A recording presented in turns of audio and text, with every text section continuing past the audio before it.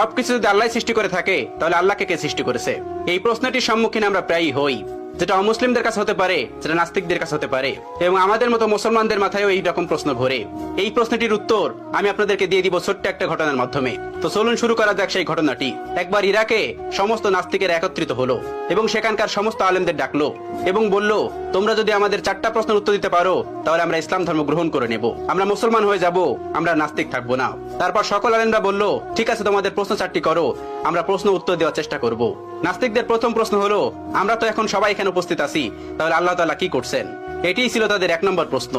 তাদের 2 নম্বর প্রশ্ন, আল্লাহ তাআলা গোটা পৃথিবীকে কিভাবে পরিলক্ষিত করে, কিভাবে তিনি গোটা পৃথিবীকে একা পরিচালনা করেন?